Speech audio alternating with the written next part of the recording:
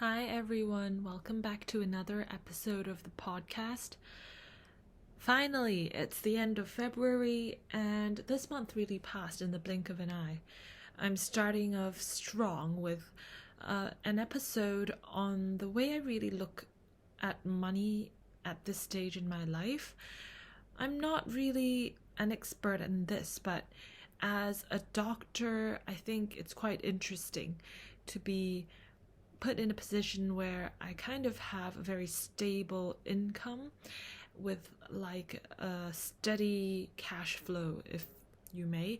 And I wanted to kind of share my insights with you all and kind of let you know where I am right now in terms of money and how I look at this concept and try to understand this at the ripe old age of 20-ish. So let's get into it. I think the first prerequisite for talking about anything related to money is to really just don't take it too seriously.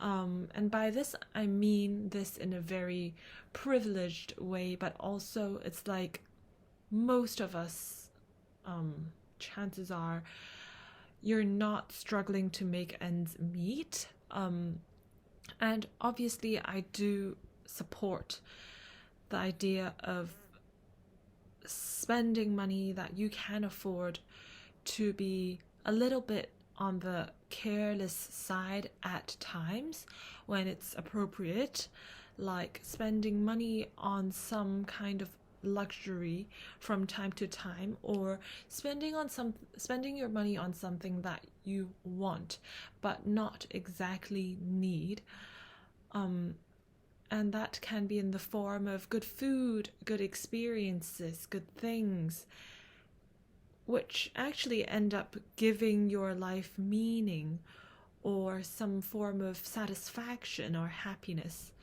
But with that said, I'm saying this because I once had a lot of money guilt, probably because I was quite frugal in my childhood and up until now, actually.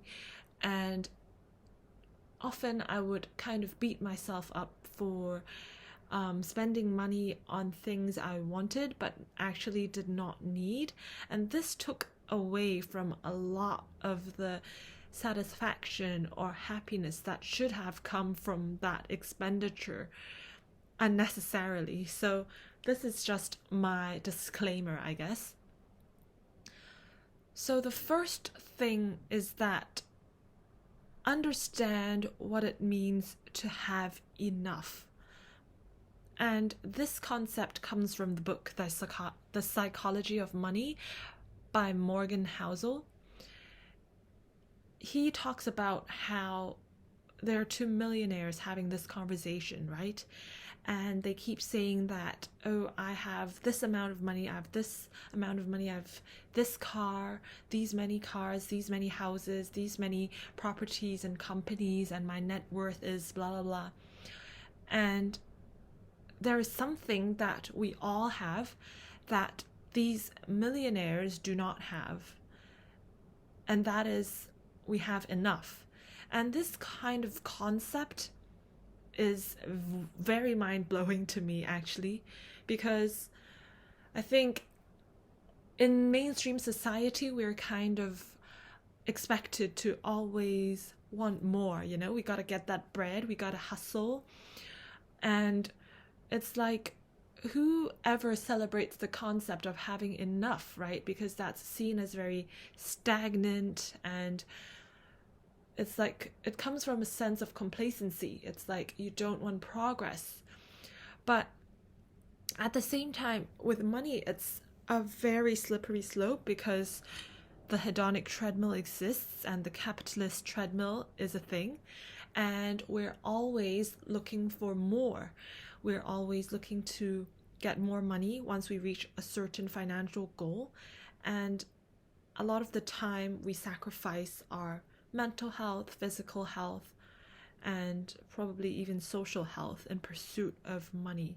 So I'd say that learning that what I have is enough is a pretty life-changing concept for me, at least.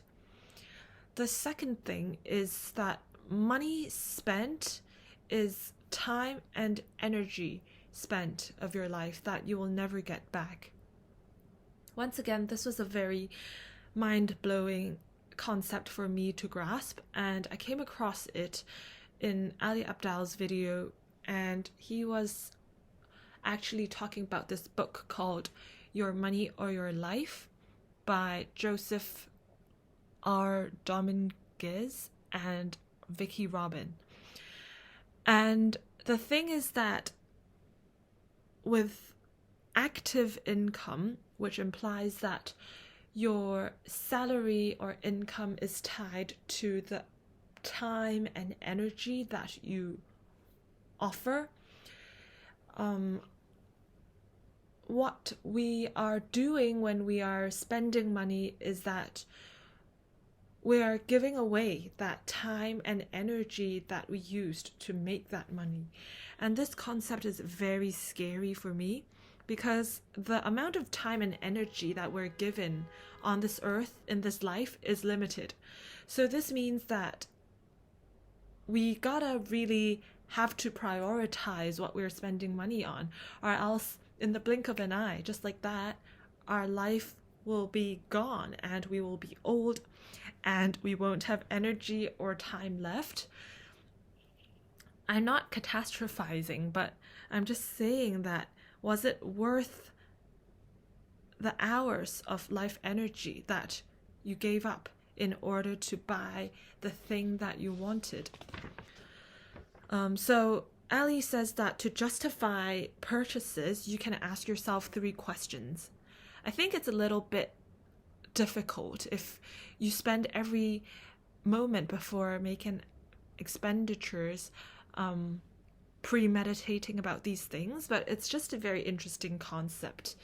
So number 1, did I receive fulfillment and satisfaction and value in proportion to the life energy spent? Number 2, is this expenditure of life energy in alignment with my values and life purpose?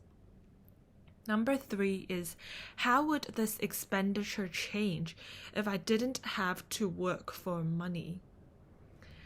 And for me, the second question really stuck with me the most, and it really affected the way I spent money by shifting my perspective to whether the thing I wanted to spend money on was something that added value to my life, that was in alignment with my value or my purpose. And as a result, I found myself spending much more, like actually, I guess the proportion of money spent was much greater in books, experiences, including holidays and traveling, and also spending money on people that I loved, especially my partner and family and best friends. So I think this also brings up another point, which is the reason why people are talking about passive income so importantly and imperatively, because it uncouples the time-money relationship. So this is just food for thought. Obviously, I'm still working on my passive income sources. I have no idea what to do, but I'm working on it. And number 3 is to be aware of lifestyle inflation. And I think for me, this is particularly true because I'd say that when my current income allows me to afford a certain level of lifestyle or luxury, we often become tempted to spend the amount we can, or without knowing, our monthly expenditure or lifestyle slowly creeps up bit by bit towards the level that we can afford. And this affects me because it affects the amount of money I can save each month, and I might not be aware of it sometimes, because the fact is that a lot of my peers after graduating also start being able to afford much more and much better things and experiences. And you know, when you're hanging out with your peers and you're kind of having the same levels of income, I think it's just a no-brainer to kind of spend the same amount. But when I took a step back and really reflected on whether that was something that I wanted to spend money on, like genuinely, authentically, or whether it was just something I spent money on to fit in or feel accepted or feel like I was part of a group, the answer was pretty obvious for some things. Obviously, I'm not saying that everything was bad and all my expenditure was not worth it. That is far from what I mean. But this is another concept that I encourage you to kind of think about. So I hope you enjoyed this podcast, and talk to you in the next one.